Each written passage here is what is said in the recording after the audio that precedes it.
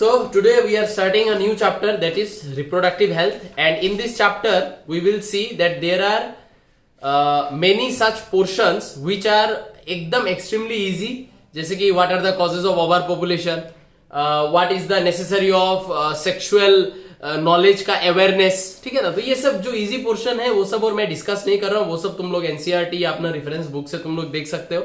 इन portion से question आने से कभी कभार बोर्ड में क्वेश्चन आ सकता है, लेकिन एंट्रेंस में तो ये सबसे कभी भी क्वेश्चंस नहीं आता है।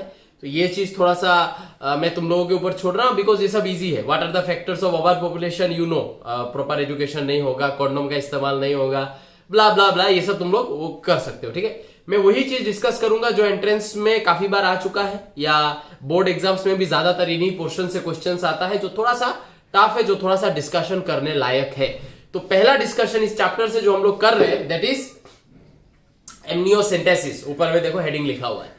तो एमनियोसेंटेसिस क्या है? Amniocentesis is a technique of knowing mainly about the chromosomal disorders of the foetus. अगर फीटस में कोई भी क्रोमोसोमल डिसऑर्डर है तो वो क्रोमोसोमल डिसऑर्डर पता लगाने का सबसे कॉमनली यूज्ड अगर कोई टेक्निक है वो है एमनियोसेंटेसिस। तो कैसे पता लगाएंगे regarding a chromosomal disorder even before the baby takes a birth?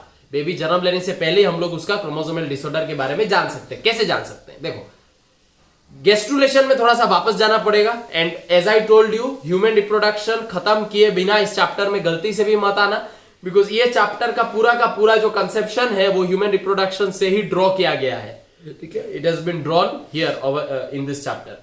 अच्छा, तो हम लोगों ने जब गेस्ट्रुलेशन के बारे में बात किया था तो मैंने क्या बोला था कि जर्मिनल लेयर्स फॉर्म होने के बाद नेक्स्ट स्टेप में क्या होता है? ऑर्गेनोजेनेसिस। हर जर्मिनल लेयर का रिस्पॉन्सिबिलिटी है अपना कुछ ऑर्गेन्स बनाने का। तो सपोज स्किन, हमारा स्किन जो है, skin is produced by ectoderm as well as mesoderm. अभी फिलहाल मैं सिर्फ एक्टोडर्म के बारे में बात करता हूं, ठीक है, क्योंकि epidermis is made up of ectoderm, dermis is made up of mesoderm, ठीक है। स्किन हमारा डुअल ओरिजिन का होता है, जो भी हो। Now I am talking only about the ectoderm thing. पकड़ लो, एक्टोडर्म को एपिडर्मिस बनाना है तो एक्टोडर्म ने क्या किया? 1000 सेल्स एक्टोडर्म ने माइटोसिस करके बनाया, और फिर उन 1000 सेल्स को बोला कि तुम लोग जाओ और जाके क्या करो? एपिडर्मिस का फॉर्मेशन करो, बॉडी का आउटर लेयर का फॉर्मेशन करो इन द फीटस। तो वो 1000 सेल्स आया, आके वो 1000 सेल्स ने एपिडर्मिस बनाना चालू किया। Suppose 950 cells out of 1000, 950 cells ने एपिडर्मिस बना डाला, 50 सेल्स बच गया। वो 50 सेल्स क्या दूसरा किसी चीज में यूज होगा? नहीं होगा। वो 50 सेल्स क्या होगा? शेड हो जाएगा। और अगर वो 50 सेल्स हमारे बॉडी के आउटर लेयर से शेड हो रहा है तो वो 50 सेल्स कहां जा रहा है? एमनियोटिक फ्लूइड में जा रहा है, जहां which is surrounding the baby. Baby is present inside the amniotic cavity filled with amniotic fluid, उसमें हमारा फीटस प्रेजेंट है। तो फीटस का स्किन में जो 50 सेल यूज नहीं हुआ वो कहां जाएगा? वो बाहर शेड हो जाएगा। अगर एंडोडर्म बोलता है कि तुम जाके लीवर बनाओ 1000 सेल्स को, लीवर बोले 950 सेल से बन गया, 50 सेल्स रह गया, वो 50 सेल्स कहां जाएगा? वो चला जाएगा किधर? Umbilical cord, placenta. तो अम्बिलिकल कॉर्ड और प्लेसेंटा के अंदर जो ये 50 सेल्स जाएगा, इसको हम लोग क्या बुलाते हैं? Non embryonic stem cells.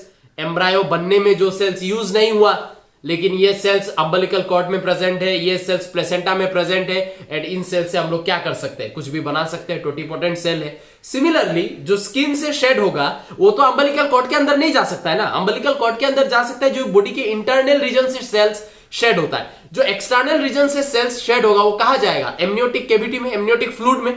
तो जब मदर पकड़ लो 5 मंथ प्रेग्नेंट हो गई है, लेकिन she has a curiosity to know कि मेरे बच्चे में कोई क्रोमोसोमल डिसऑर्डर होगा कि नहीं, तो at that time she can do what? Amniocentesis. She can go to hospital, doctor एक इंजेक्शन लेगा यूटेरस के अंदर, उससे खींच के फ्लूइड निकाल लेगा। जो फ्लूइड निकालेगा वो एमनियोटिक फ्लूइड, और उस फ्लूइड में प्रेजेंट होगा क्या? कुछ सेल्स जो क्या है? नॉन एम्ब्रायोनिक स्टेम सेल्स, जो एमनियोटिक फ्लूइड में प्रेजेंट है।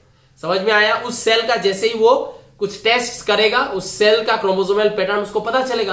तो जो सेल ने हमारा स्किन बनाया है, उस सेल में भी जितना क्रोमोसोम रहेगा, जो सेल स्किन बनने में यूज नहीं हुआ है उसमें भी तो सेम नंबर ऑफ क्रोमोसोम रहेगा।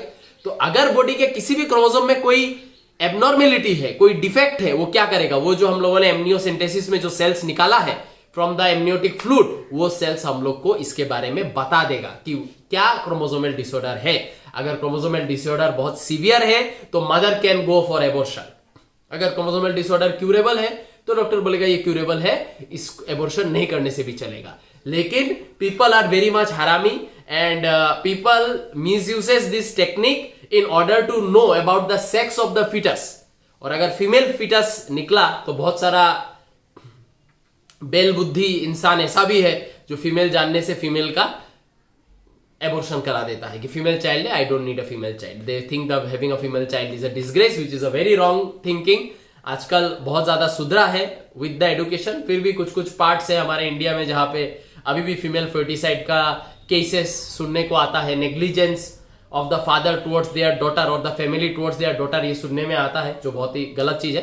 तो आजकल अगर कोई एमनियोसेंटेसिस करेगा, गवर्नमेंट ने ये स्ट्रिक्टली बोला है कि ना, जो मशीन है वो मशीन में ये ऑप्शन ही डिलीट कर दिया है. तुमको सिर्फ रीडिंग मिलेगा 44 क्रोमोसोम्स का.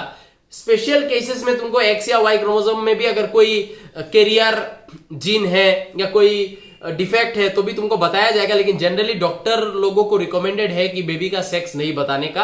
रिपोर्ट्स में भी बेबी का सेक्स जो है वो नहीं आता है, उसमें स्टार स्टार मार्क ऐसे करके उसको बंद करके रखते हैं, क्लोज रखते हैं, इसको डिस्क्लोज करना मना है. ठीक है, तो यही सब चीज यहाँ पे मैंने लिखा है. ठीक है, जो तुम लोग नोट बनाने में यूज कर सकते हो. It is a foetal sex and disorder determination test based on the chromosomal pattern of the embryo cell in the amniotic fluid surrounding the developing embryo.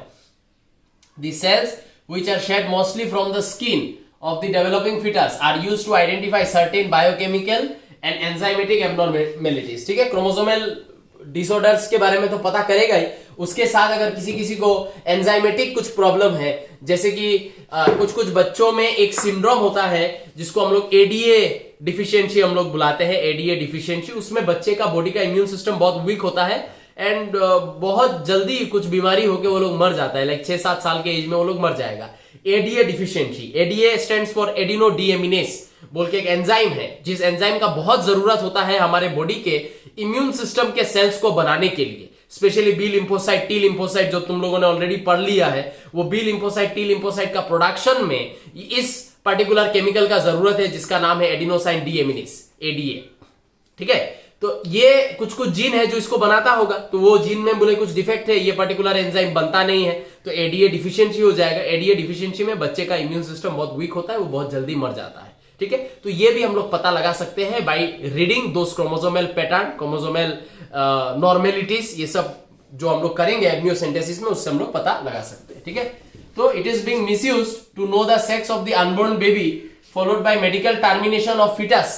ठीक है, इन केस इट्स फीमेल. ठीक है, जो मैंने अभी बोला. इसके साथ साथ एक और चीज कनेक्ट करो. अगर मैं ये बोल रहा हूं कि जो सेल्स अम्बिलिकल कॉर्ड के अंदर है या जो सेल्स प्लेसेंटा में है, अगर वो सेल टोटिपोटेंट सेल हो सकता है, तो जो सेल स्किन से शेड होकर एमनियोटिक फ्लूइड में आया है वो भी तो टोटिपोटेंट सेल होगा. लेकिन अम्बिलिकल कॉर्ड का स्टेम सेल एंड प्लेसेंटा का स्टेम सेल्स को तुम रिकवर कर सकते हो, क्योंकि प्लेसेंटा एंड अम्बिलिकल कॉर्ड जो है उसको हम लोग पार्टूरिशन के बाद निकालते हैं, तो उसके अंदर का जो सेल्स है उसको रिकवर कर सकते हैं.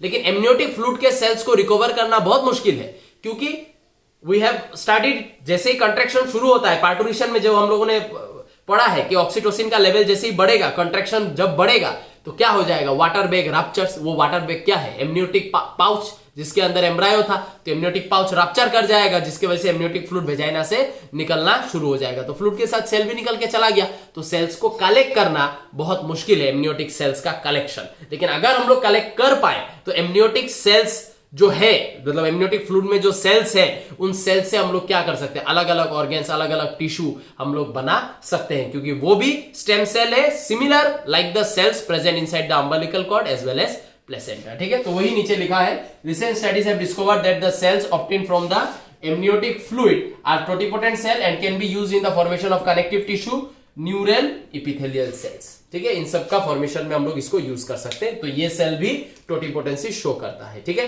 अब चलते हैं नेक्स्ट पोर्शन में, इसका तुम लोग नोट बना सकते हो. ठीक है, सो ये है द नेक्स्ट पोर्शन. ठीक है, एमनियोसेंटेसिस का डिस्कशन जहां पे खत्म किया था उसके बाद का पोर्शन. यहां पे बोला गया है कॉर्डोसेंटेसिस बोल के भी एक टेक्निक है. ठीक है, कोरियोनिक विली सैंपलिंग बोल के भी एक टेक्निक है. ठीक है, जहां पे हम लोग कोरियोनिक विली से हम लोग क्या करते हैं, टिश्यूज को हम लोग निकालते हैं. ठीक है। एज वेल एज कॉर्डोसिंथेसिस में हम लोग क्या करेंगे, वो जो अम्बिलिकल कॉर्ड के अंदर ब्लड है वो ब्लड को भी हम लोग निकाल लेंगे, उसको कॉर्डोसिंथेसिस बोलते हैं। देखो अम्बिलिकल कॉर्ड के अंदर से ब्लड निकाल रहे हैं कॉर्डोसिंथेसिस, एमनियोटिक कैविटी के अंदर से एमनियोटिक फ्लूइड निकाल रहे हैं एमनियोसिंथेसिस। तो कॉर्डोसिंथेसिस में भी अगर हम लोग ब्लड निकालेंगे तो कौन सा सेल निकलेगा, टोटिपोटेंट सेल्स निकलेगा। ये वही सेल्स है जिनके बारे में हम लोगों ने प्लेसेंटल बैंकिंग में बात किया था, ठीक है। तो provides a means of rapid chromosome analysis. Amniocentesis में भी जैसे हम लोग को मिलता है, ये दो टेक्निक से भी हम लोग को क्रोमोसोमल एनालिसिस एक मिलता है, and is useful when information cannot be obtained through amniocentesis and ultrasound। माने amniocentesis and ultrasound टेक्निक से ज्यादा इफेक्टिव टेक्निक है PUBS या cordocentesis as well as CBS chorionic villi sampling. Okay, ऐसे ही पॉइंट जब एमनियोसिंथेसिस लिखोगे उसके नीचे ऐड करके रखना, कभी क्वेश्चन पूछ सकता है। Human population growth is the next portion in this chapter, कि पॉपुलेशन ग्रोथ के बारे में हम लोग को थोड़ा सा जानना है, ठीक है। तो human population growth is measured in annual average growth rate which is calculated in terms of percentage, ठीक है। तो एनुअल एवरेज ग्रोथ रेट हम लोग कैसे निकालेंगे, दिस इज द फॉर्मूला, ठीक है। एंड तुम लोग को क्वेश्चन में ऐसा दे सकता है कि सेंसस रिपोर्ट के अकॉर्डिंगली कि 2001 सेंसस में इतना लोग था, 2011 के सेंसस में इतना लोग हुआ है, तो ये 10 साल में कितना लोग बढ़ा है, what is the percentage of population growth. तो कैसे निकालोगे, ये फॉर्मूला अप्लाई करना पड़ेगा निकालने के लिए, ठीक है। जैसे कि यहाँ पे देखो formula P2 minus P1 by P1 into N whole into 100, ठीक है। तो यहाँ पे P1 जो है, ये P1 क्या है, population size in previous census, मतलब 2001 के सेंसस में कितना लोग था। P2 population size in present census, present हम लोग क्या फॉलो कर रहे हैं 2011 का, 2021 में आएगा फिर उसको हम लोग फॉलो करेंगे, अभी हम लोग 2011 वाला ही फॉलो कर रहे हैं। Number of years between two census कितना है डिफरेंस, 10 इयर्स, ठीक है ना। तो ये इसका आंसर क्या होगा, फॉर्मूला पुटिंग आंसर गेटिंग या वैल्यू पुटिंग आंसर गेटिंग, ऐसा टाइप होगा। इस फॉर्मूला में जैसे तुम लोग वैल्यूज पुट करना शुरू करोगे वैसे आंसर निकल आएगा इन टर्म्स ऑफ परसेंटेज कि कितना ग्रोथ हुआ है इन बिटवीन दिस 2 इयर्स, ठीक है। तो आई होप ये इजी है, इसका सम करके मुझे दिखाने का जरूरत नहीं, तुम लोग ये खुद ही कर लोगे। Moving on to the next portion, population related और भी कुछ पोर्शन है वो करते हैं, फिर हम लोग methods to obtain pregnancy, pregnancy कैसे रोका जाए, कैसे बचे प्रेगनेंसी होने से, यूज ऑफ कंडोम वगैरह, उस सब में चले जाएंगे, ठीक है। तो इसका भी एक नोट बना लेना, ठीक है। और मैथ्स में नहीं करा रहा हूं इसका, ये फॉर्मूला एकदम इजी है, value putting answer getting type का है, तो ये तुम लोग खुद से भी कर सकते हो, ठीक है। क्वेश्चंस मैं सेंड कर दूंगा बाद में, वो तुम लोग देख देख के कर लेना, ठीक है। सो ये है तुम लोग का पॉपुलेशन पोर्शन का नेक्स्ट पार्ट। यहाँ पे हम लोग ये पढ़ेंगे कि पॉपुलेशन बढ़ाने में या पॉपुलेशन कमाने में what are the factors which are responsible for inclining और declining a population rate, that is what we are going to study over here. So first thing that we are studying under the population growth portion is the doubling time, ठीक है। doubling time क्या है, the time which is required for a population to double itself, ठीक है। आज किसी area में 100 individual है, तो कुछ टाइम में वो 100 इंडिविजुअल कभी ना कभी जाके 200 बनेगा, तो ये टाइम कितना लगा उस 100 को 200 बनने में, that is what is called as doubling time, ठीक है। तो यहाँ पे बोला जा रहा है द प्रेजेंट ग्रोथ रेट, ठीक है, वर्ल्ड के बारे में बात चल रहा है, तो present growth rate is 1.7% per year, ठीक है। 17 इंडिविजुअल्स पर 1000 पर्सन, ठीक है।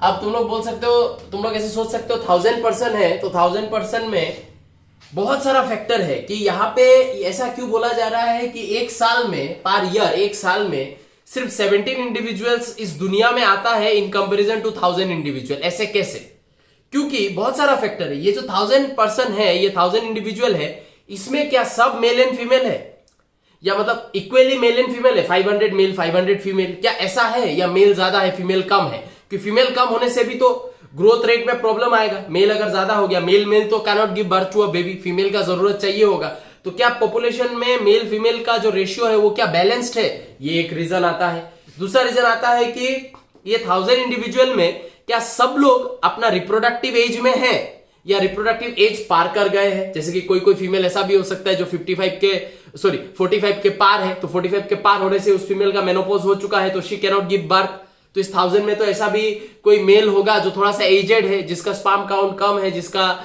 बॉडी में सीमेन रिलेटेड प्रॉब्लम है, स्पर्म रिलेटेड प्रॉब्लम है, ऐसा भी हो सकता है। कोई इंडिविजुअल ऐसा भी हो सकता है जिसने रिप्रोडक्टिव एज अभी तक आया ही नहीं है, 18 साल के नीचे है।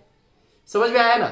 तो बहुत सारा फैक्टर, ऊपर से जो लोग रिप्रोडक्टिवली एक्टिव है, क्या वो लोग मैरिड है या मैरिड नहीं है, या फिर अगर मैरिड है तो क्या वो लोग बहुत ज्यादा बच्चा बना रहा है या नहीं बना रहा है, उसी साल वो लोग बच्चा प्रोड्यूस कर रहा है या नहीं कर रहा है। बहुत सारा फैक्टर्स है जिसके वजह से 1000% के हिसाब से अभी भी हमारा 17 इंडिविजुअल्स का ही बार्थ होता है। लेकिन अगर हम लोग इसको 1000 इंडिविजुअल के लेवल पे 17 का बर्थ हो रहा है, ये बहुत छोटा लग रहा है। लेकिन अगर हम लोग इसको करोड़ में ले जाए तो सोचो कि 130 करोड़ इंडियंस के लेवल पे अगर हम लोग इसको लेके जाए तो 130 करोड़ इंडियंस अगर 1.7% का बर्थ देता है तो हर साल कितना करोड़ बच्चा इस दुनिया में आ रहा है, पॉपुलेशन ग्रोथ रेट में अपना कंट्रीब्यूशन दे रहा है आके। ठीक है, तो वही चीज है, the present growth rate is 1.7% per year, that is 17 individual पर 1000%। अभी का जो 1965-1970 हमारे ग्रैंडफादर के टाइम में, तब तो और भयंकर सिचुएशन हो गया था क्योंकि सबके घर घर में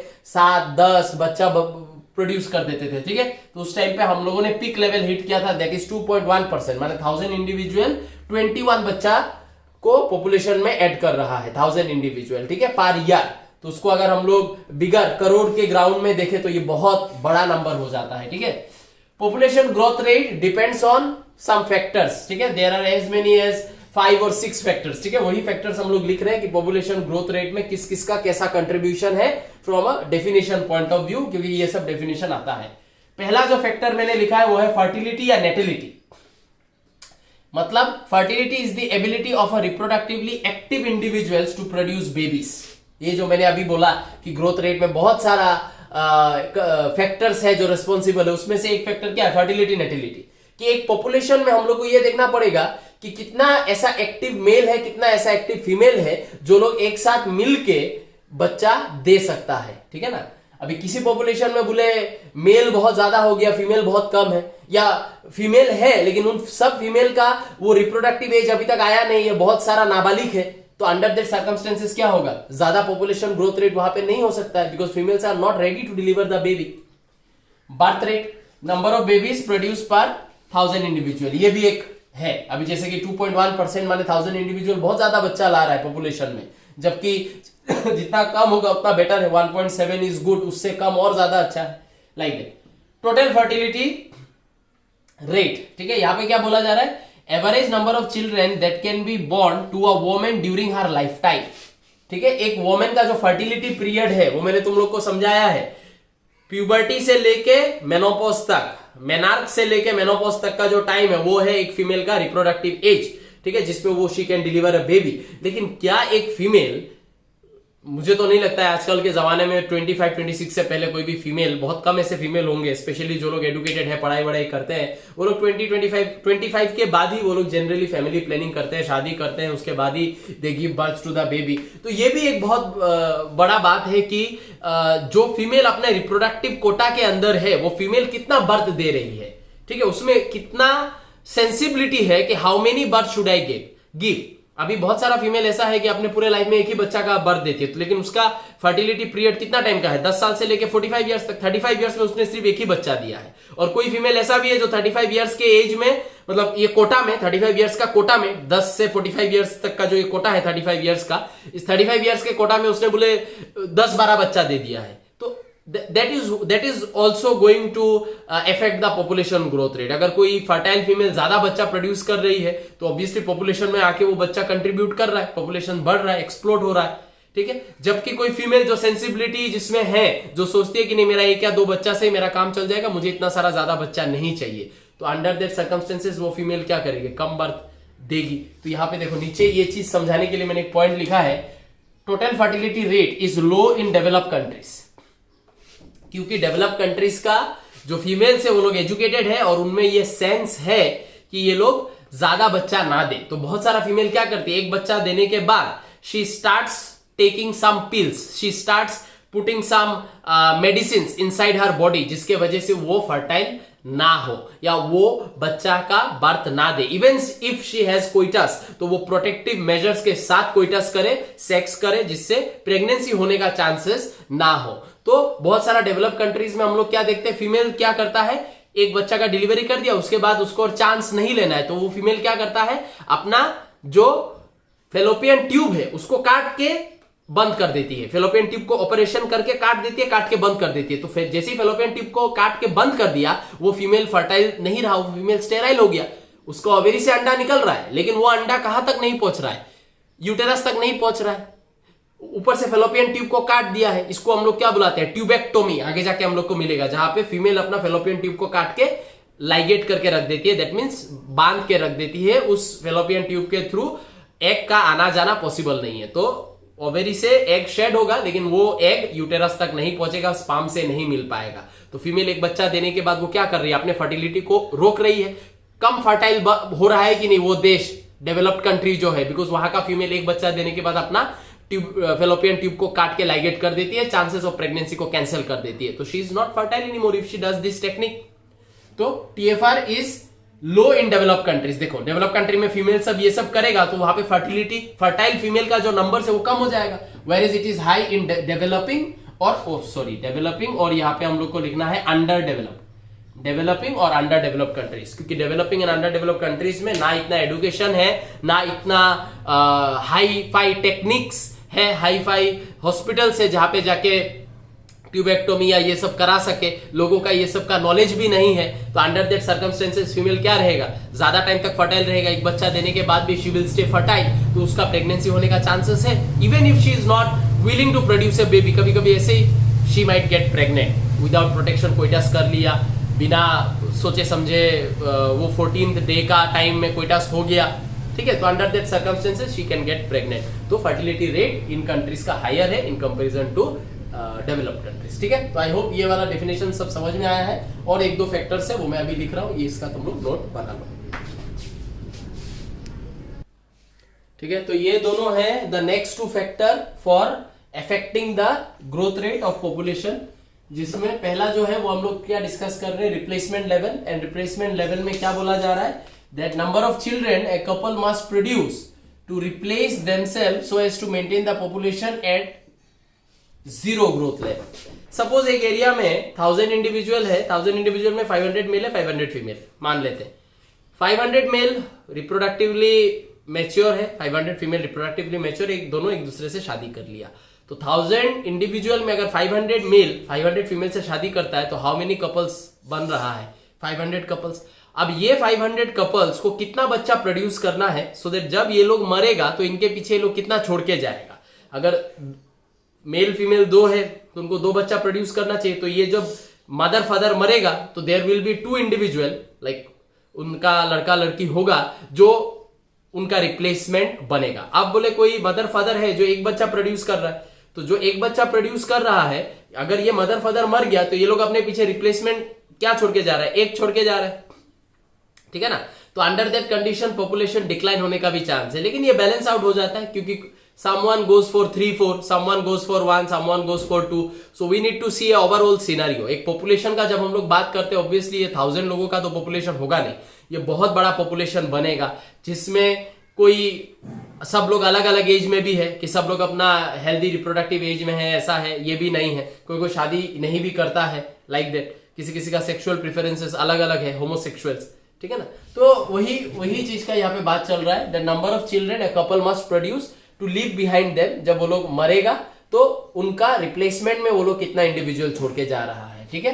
तो replacement level in India is 2.4, ठीक है। जब 2 लोग मर रहा है लेकिन 2 लोग अपने जगह पे 2.4 लोगों को छोड़ के जाता है। वर्ल्ड में 2 है, somehow it is balanced. Developed country में इट इज 2.1, फिर भी थोड़ा ज्यादा है रिप्लेसमेंट लेवल। डेवलपिंग कंट्री में तो 2.7 है, ठीक है, मतलब बहुत ज्यादा है। डेवलपिंग कंट्री में 2 लोग 3-4 बच्चा प्रोड्यूस कर रहा है, तो लोग जब मर रहा है तो लोग 3-4 इंडिविजुअल्स को छोड़ के जा रहा है, ठीक है ना। तो this is what replacement level is all about. Mortality rate, death rate पर 1000 इंडिविजुअल्स, ठीक है। Death rate has basically fallen, इससे पॉपुलेशन ग्रोथ होता है, क्योंकि हम लोग आजकल मेडिकल ये सब पढ़ के ये सब फील्ड में हम लोगों ने इतना एडवांसमेंट किया है कि हम लोग चाहते हैं कि जान बचा सके, ठीक है ना, मतलब चला जाए ये नहीं चाहते, हम लोग जान बचाना चाहते। तो उसके लिए हम लोगों ने बहुत सारा यूनिक मेडिसिन, बहुत सारा यूनिक ट्रीटमेंट प्रोसीड्योर्स हम लोगों ने डिस्कवर किया है। उनके वजह से डेथ रेट जो है काफी गिर गया है, जिसके वजह से भी पॉपुलेशन का ग्रोथ रेट बहुत ज्यादा हो रहा है। कुछ कुछ कंट्रीज ऐसा है जैसे कि यू कैन से रशिया है, ठीक है, जापान है, ठीक है, रशिया जापान है। ये रशिया जापान जो है, इन लोगों में जो टोटल फर्टिलिटी रेट है, वो total fertility rate is very low, ठीक है। टोटल फर्टिलिटी रेट जो है वो बहुत it is very low. Replacement level जो है, replacement level is below 1। Total fertility rate very low माने फीमेल जो है वो क्या करते हैं, एक बर्थ देने के साथ साथ दे एडॉप्ट सम टेक्निक्स जिसके वजह से वो लोग और फर्टाइल ना रहे, नया बेबीज पॉपुलेशन में ना लाए गलती से भी। रिप्लेसमेंट लेवल इज बिलो 1 मतलब बहुत सारा लोग ऐसा है जो लोग क्या कर रहा है, एक बच्चा प्रोड्यूस कर रहा है या एक बच्चा भी प्रोड्यूस नहीं कर रहा है, वो लोग रादर एडॉप्ट कर रहा है in order to control their population, ठीक है। कोई किसी और का बच्चा है एडॉप्ट कर लिया, ठीक है ना, लाइक दैट। तो ये सब के वजह से रशिया एंड जापान जो है, रशिया एंड जापान में हम लोग देखते हैं कि इनका जो रेट ऑफ पॉपुलेशन है, जब दुनिया का रेट ऑफ पॉपुलेशन क्या हो रहा है, एक्सप्लोड हो रहा है, भयंकर रूप में बढ़ रहा है, इन लोगों का रेट ऑफ पॉपुलेशन क्या हो रहा है, there rate of population is declining, ठीक है।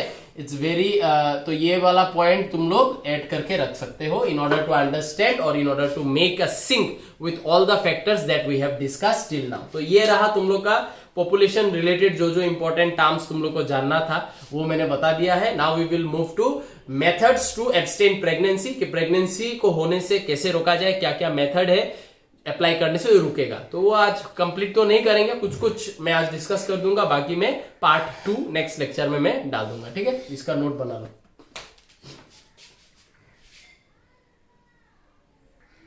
ठीक है, तो यहाँ पे अभी हम लोग नेक्स्ट टॉपिक हम लोगों ने स्टार्ट कर दिया है एंड नेक्स्ट टॉपिक जो है उसको हम लोग क्या बोल रहे हैं, मेथड्स ऑफ बर्थ कंट्रोल, कि कैसे हम लोग अनवांटेड प्रेगनेंसी को अवॉइड कर सकते हैं, ठीक है। कैसे हम लोग अनवांटेड प्रेगनेंसी को अवॉइड कर सकते हैं। Wait a second.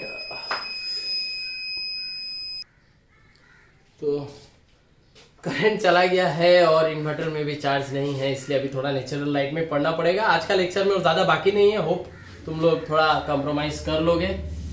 Common man problems क्या करें। अच्छा, तो कैसे हम लोग अनवांटेड प्रेगनेंसी से खुद को बचा सकते हैं, क्या क्या टेक्निक्स है टू प्रिवेंट प्रेगनेंसी, ठीक है, और to have a safe sex, ये सब के बारे में हम लोग अभी पढ़ेंगे, ठीक है।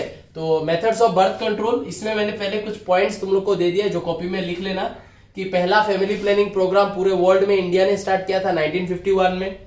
ग्रेजुअली जब इंडिया ने देखा कि हर व्यक्ति मूड में आ गया है और हर व्यक्ति एकदम फुटबॉल टीम बनाने में लगा हुआ है, तब गवर्नमेंट ने कुछ कुछ फैमिली प्लानिंग मेजर्स निकाला, कुछ कुछ स्लोगन निकाला in order to spread awareness. और वो है क्या, 1970 स्लोगन 2 या 3 बस, 1980 स्लोगन सॉन्स और daughter too will do, female foeticide हो रहा था तब बहुत ज्यादा, फीमेल चाइल्ड नहीं चाहिए लोगों को, two will do, second after 3 years, मतलब सेकेंड बेबी के लिए 3 साल का गैप होना बहुत जरूरी है, तब जाके एक फीमेल जो है वो प्रॉपरली रेडी होती है in order to give birth to a next baby physically, ठीक है कि नहीं। तो अगर 3 साल के अंदर अगर एक और बेबी हो जाता है तो उसमें फीमेल का हेल्थ का भी थोड़ा सा इश्यूज हो जाता है, या बच्चा विथ एबनॉर्मेलिटीज फॉर्म होने का चांसेस थोड़ा ज्यादा रहता है। तो वही सब फिर आता है द मेन पॉइंट जो हम लोग को पढ़ना है, दैट मेथड्स क्या क्या है बर्थ कंट्रोल करने का या अनवांटेड प्रेगनेंसी से खुद को बचाने का। उसमें हम लोग को पहला मेथड जो आज हम लोग डिस्कस करेंगे और यही आज हम लोग डिस्कस करेंगे, दैट इज नेचुरल मेथड। यहाँ पे देखो डेफिनेशन में क्या दिया, this methods do not require any device, medicine और इंसर्शन। कोई मेडिसिन नहीं लेना है, कोई डिवाइस का मदद नहीं चाहिए, कोई कुछ मैकेनिकल सामान को बॉडी के अंदर इंसर्ट करना है, घुसाना है, insertions are also not required, ये सब चीज नहीं चाहिए, ठीक है। ये सब चीज के बिना भी नेचुरली हम लोग अपने आप को प्रेग्नेंट होने से या बर्थ कंट्रोल मेजर्स अपनाने में हम लोग खुद को मदद कर सकते हैं, ठीक है। तो what are the natural methods, 5 methods वो आज हम लोग डिस्कस करेंगे। 5 मेथड्स में 2 मेथड का डिस्कशन मैंने यहाँ किया, रिमेनिंग 3 मैं अभी ये मिटा के करूंगा। 5 मेथड्स में जो पहला मेथड है उसका नाम क्या है, बेसल बॉडी टेम्परेचर। ये मेथड क्या बोल रहा है कि जब फीमेल का ओव्यूलेशन होने का टाइम आएगा, दैट मींस वो 14th डे जब आएगा, जब फोलिकुलर फेज का 14 डे पे एलएच चार्ज होता है और जब ओव्यूलेशन होता है तो उस 14th डे में जब ये सब होने वाला है तब फीमेल का बॉडी का टेम्परेचर 1 से 2 डिग्री फ़ारेनहाइट में इंक्लाइनेशन शो करेगा, बढ़ जाएगा फीमेल का बॉडी का टेम्परेचर, ठीक है। तो जब उस फीमेल का ओव्यूलेशन, मेंस्ट्रुअल साइकिल पकड़ लो खत्म हुआ, ब्लीडिंग पकड़ लो खत्म हुआ, ब्लीडिंग फेज खत्म हुआ, उसके बाद विद इन 7 डेज फीमेल का क्या होने का चांस है, ओव्यूलेशन होने का चांस है। तो जब she will be nearing to those 7 days after the bleeding phase खत्म होता है, फिर नेक्स्ट 7 डेज का 7th डे को जब वो अप्रोच कर रही है, तो इस हिसाब से अगर देखें तो 14 के आसपास जब वो जा रही है, तब अगर वो थर्मोमीटर लगा के अपना बॉडी का टेम्परेचर चेक करे और जब भी उसको लगेगा कि उसका बॉडी का टेम्परेचर या जब रीडिंग दिखाएगा कि बॉडी का टेम्परेचर थोड़ा सा बढ़ गया है नॉर्मल से 1 से 2 डिग्री फ़ारेनहाइट से, तो उसको समझ जाना चाहिए कि अब मेरा ओव्यूलेशन होने वाला है। तो उस टाइम पे अगर वो कोइटस प्रोटेक्शन के साथ करे या कोइटस नहीं करे तो उसका प्रेग्नेंट होने का चांसेस नहीं रहेगा। Next test is spinnbarkeit test, ठीक है। तो ये स्पिन बर्किट टेस्ट में क्या होगा, when the female is nearing that 14th day या फोलिकुलर फेज का 7th डे, जब द फीमेल इज नियरिंग तो उस टाइम पे एलएच का लेवल बहुत ज्यादा होता है। एलएच का लेवल ज्यादा होगा तो उस टाइम पे एस्ट्रोजन का लेवल भी बहुत ज्यादा होगा। तो फीमेल का उस टाइम में नेचुरली एक टेंडेंसी आएगा, एक सेक्सुअल टेंडेंसी आएगा, she will feel sexually high, उसको कोइटस करने का मन करेगा, लाइक दैट। तो उस टाइम पे फीमेल का जो वेजाइना एंड सर्विक्स है वहां पे बहुत ज्यादा म्यूकस का रिलीज होता है and that mucus is very tenacious. Tenacious माने गाढ़ा टाइप का है और बहुत ही स्लीपरी एंड गाढ़ा टाइप का है। तो ये टेस्ट क्या बोल रहा है कि वो जो ओव्यूलेशन का टाइम जब क्लोज होता है तो वेजाइना एंड सर्विक्स में इतना ज्यादा टेनेशियस म्यूकस रिलीज होता है कि फीमेल अपना उंगली वेजाइना में डाल के थोड़ा सा म्यूकस निकाल के अगर ऐसे करे, ऐसे करके अगर ऐसे करे तो वो म्यूकस इतना टेनेशियस है, इतना थिक है कि वो एक 15 सेंटीमीटर लॉन्ग थ्रेड बन जाएगा। बचपन में नाक से निकाल के क्या होगा वैसा टाइप का ही वेजाइना से निकालना पड़ेगा, निकाल के ऐसे करके ऐसे करना पड़ेगा। तो अगर वेजाइना का म्यूकस ऐसा करने के बाद भी एक थ्रेड के जैसा रह जाता है तो वो मतलब बताता है कि the mucus has become very tenacious and this is likely to occur when the ovulation is about to happen. So ये समझ के उस टाइम पे अगर कोइटस ना किया जाए या प्रोटेक्शन के साथ किया जाए तो नेचुरली हम लोग क्या कर सकते हैं, प्रेग्नेंट होने से बच सकते हैं, ठीक है। तो ये है पहला 2 मेथड, रिमेनिंग 3 अभी हम लोग कर रहे हैं। तो ये 3 जो मैंने अभी यहाँ पे लिखा है 3, 4, 5, ठीक है, these are the remaining 3 techniques of natural method of abstaining pregnancy या प्रेगनेंसी से खुद को बचाने का। ये लास्ट 3 मेथड है, ठीक है, जिसमें से पहला जो यहाँ पे अभी हम लोग डिस्कस कर रहे हैं वो है सेफ पीरियड या रिदम मेथड, ठीक है। तो इस मेथड के बारे में ऑलरेडी हम लोग डिस्कस कर चुके हैं, जहां पे मैंने वो ओव्यूलेशन का समझाया था कि ओव्यूलेशन कब होता है, 14 को होता है और 14 से 24 आवर्स तक the egg will stay receptive towards sperm. Sperm female के जेनिटल ट्रैक्ट में 72 आवर्स माने 3 डेज तक ठीक रह सकता है। तो what is the safe time या what is the safe time या फिर what is the danger time, हम लोग ऐसे बोल सकते हैं, जहां पे प्रेगनेंसी होने का चांस है। तो जनरली ये मेथड बोलता है कि 10th डे से ही 17th तक कोइटस जो है वो प्रोटेक्शन के साथ हो या फिर कोइटस ना हो, क्योंकि 10 से लेके 17 तक का जो टाइम है यही वो टाइम है जहां पे the things can get dangerous या फिर एक प्रेगनेंसी हो सकता है, ठीक है। तो जैसे कि अगर किसी ने 12 को कोइटस कर लिया तो 72 आवर्स तक स्पर्म एक्टिव रहेगा, 3 दिन तक रहेगा। तो 14 को जब ओव्यूलेशन होगा तब भी वो स्पर्म जाके क्या कर सकता है, फर्टिलाइज कर सकता है। कभी कभी पकड़ लो ओव्यूलेशन 14 को हुआ नहीं, कभी कभी एक दिन डिले हो गया, 15 को हुआ, 16 को हुआ, यू डोंट नो। तो it's better to be on the safe side. तो इसलिए इसको नाम भी सेफ पीरियड दिया गया है कि अपने पीरियड्स का, फीमेल का अपना जो पीरियड का साइकिल है उस पीरियड के साइकिल में अगर 10 से लेके 17 के अंदर तक अगर कोइटस हो तो भी अनप्रोटेक्टेड ना हो, और हो तो भी प्रोटेक्शन के साथ हो, कंडोम वगैरह का यूज हो, या फिर हो ही ना, तो दैट इज बेटर। एक फीमेल प्रेग्नेंट नहीं हो सकती है अगर ये सब अगर ध्यान में रखा जाए तो ये है पहला मेथड। सेकेंड मेथड जो है उसको विड्रॉल मेथड बोला जा रहा है कि मेल को ये समझना है कि इजाकुलेशन अगर वेजाइना के अंदर होगा तभी स्पर्म स्विम करके it will reach ampulla and fertilise the ovum. अगर इंसेमिनेशन या सीमेन का जो निकलना है वो अगर फीमेल के वेजाइना के अंदर नहीं हुआ तो there is a less chance of the female to get pregnant. तो वही कि मेल जब अपना ऑर्गाज्म हिट करता है, क्या उसको जब फील होता है कि नहीं मेरा अभी सीमेन निकलने वाला है, तब अगर मेल अपना पेनिस को विड्रॉ करके फीमेल के वेजाइना के अंदर सीमेन को ना फेंके रादर देन बाहर फेंके, तो वो कंडीशन में फीमेल का प्रेग्नेंट होने का चांसेस कम है। लेकिन ये जो टेक्निक है विड्रॉल मेथड, ये हाई फेलियर रेट है, क्योंकि ये टाइमिंग मैच कर पाना बहुत मुश्किल है। कभी कभी ऐसा हो भी सकता है कि मेल विड्रॉ करने से पहले ही थोड़ा सा सीमेन अंदर गिर गया, या जब कोयटा शुरू हुआ था तभी थोड़ा सा प्रीकम निकल गया और उस प्रीकम में कुछ कुछ स्पाम निकल गया, ठीक है, ये भी चांसेस हो सकता है। तो इसलिए इसका एकदम हाई फेलियर रेट है, बिकॉज इतना कंट्रोल के साथ ये कर पाना कि कोयटा करते करते जब male is about to inseminate तब एकदम होश संभाल के पेनिस निकाल देना और बाहर इजैकुलेट करना, ये थोड़ा सा मुश्किल है, ठीक है। तो इसलिए इसका सक्सेस रेट बहुत कम है, फेलियर रेट बहुत ज्यादा है। नेक्स्ट है लैक्टेशनल एमनेरिया। देखो लैक्टेशनल एमनेरिया को अच्छे से समझना पड़ेगा। जब बच्चा मदर के बॉडी से बाहर आता है उसके बाद बच्चा का जो प्राइम फूड है वो है मदर का मिल्क।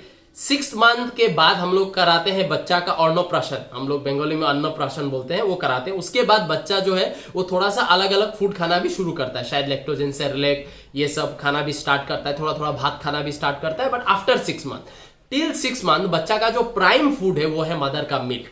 और बच्चा जब मदर का निपल्स में सकलिंग करेगा, वो सकलिंग एक टिकलिश सेंसेशन क्रिएट करेगा, ये मैंने समझाया था, और वो सेंसेशन सिग्नल देगा हाइपोथैलेमस को। तब hypothalamus will get busy in releasing what, prolactin releasing hormone. Hypothalamus busy हो जाएगा प्रोलैक्टिन रिलीजिंग हार्मोन रिलीज करने के लिए। तब हाइपोथैलेमस जीएनआरएच का रिलीज नहीं करेगा। तो जीएनआरएच का रिलीज अगर नहीं हो रहा है और प्रोलैक्टिन रिलीजिंग हार्मोन का रिलीज अगर हो रहा है, तो एंटेरियर पिट्यूटरी क्या बना रहा है, एफएसएच-एलएच बना रहा है या प्रोलैक्टिन बना रहा है? ऑब्वियसली प्रोलैक्टिन बना रहा है, ठीक है ना। तो जब तक प्रोलैक्टिन का लेवल फीमेल के बॉडी में हाई रहेगा, एफएसएच-एलएच का level it has to be low, because hypothalamus can not produce और does not produce simultaneously the prolactin releasing hormone as well as GnRH. तो जब 6 महीने के बाद बच्चा दूसरा कुछ फूड खाना स्टार्ट करेगा तो सकलिंग ब्रेस्ट में कम जाएगा, सेंसेशन ब्रेस्ट में कम जाएगा। हाइपोथैलेमस को जो सिग्नल दे दे के मजबूर कर रहे थे पीआरएच रिलीज करो, पीआरएच रिलीज करो, वो कम हो जाएगा। तब हाइपोथैलेमस क्या करेगा, फिर से जीएनआरएच का रिलीज करना शुरू करेगा। और तब जाके 6 महीने के बाद, पार्टुरिशन के 6 महीने के बाद मदर फिर क्या करेगा, she will start to ovulate once again, ठीक है। लेकिन पार्टुरिशन से 6 महीने तक का टाइम है, उसमें भी कोइटस आराम से हो सकता है, बिंदास हो सकता है, कोई प्रॉब्लम नहीं होगा, क्योंकि फीमेल का जो मेंस्ट्रुअल साइकिल है वो चल नहीं रहा है, हाइपोथैलेमस जीएनआरएच का रिलीज नहीं कर रहा है, बिकॉज हाइपोथैलेमस को बच्चा का जो सकलिंग मैकेनिज्म है वो मजबूर कर रहा है to produce more and more PRH and not to produce GnRH. क्योंकि हाइपोथैलेमस पीआरएच प्रोडक्शन जब करना शुरू करता है तो जीएनआरएच का प्रोडक्शन नहीं करता है, ठीक है। तो पीआरएच रिलीज होगा तो प्रोलैक्टिन बॉडी में ज्यादा रहेगा, तो एफएसएच-एलएच कम रहेगा, मेंस्ट्रुअल साइकिल लॉक्ड रहेगा, ठीक है। तो ये लैक्टेशनल एमनेरिया, दैट मींस लैक्टेशनल माने लैक्टेटिंग टाइम, एमेनेरिया माने मेंस्ट्रुअल साइकिल नहीं होना, एमेनोरिया माने नो मेंस्ट्रुअल साइकिल। तो लैक्टेशन जब मदर एक्टिवली कर रही है तब भी कोइटस आराम से हो सकता है, क्योंकि तब ओव्यूलेशन होने का चांसेस इज नियर टू नील। तो यहां पे आज मैं अपना लेक्चर हमोरी लू, ठीक है। बाकी और भी कुछ कुछ मेथड्स है, केमिकल मेथड, हार्मोनल मेथड, ठीक है, मैकेनिकल मेथड, फिजिकल मेथड, ये सब बहुत सारा मेथड है जिससे हम लोग प्रेगनेंसी को रोक सकते हैं। वो मेथड्स क्या क्या है, this is very important, next class में वो डिस्कस करेंगे। आज यहां तक ही मैं रुकता हूँ, करंट वारंट भी नहीं है, तुम लोग यहां तक का नोट्स बना लो, ठीक है। नेक्स्ट लेक्चर में मैं बाकी पोर्शंस छोड़ूंगा, ठीक है, देख लेना। बाय बाय, ईद मुबारक सबको।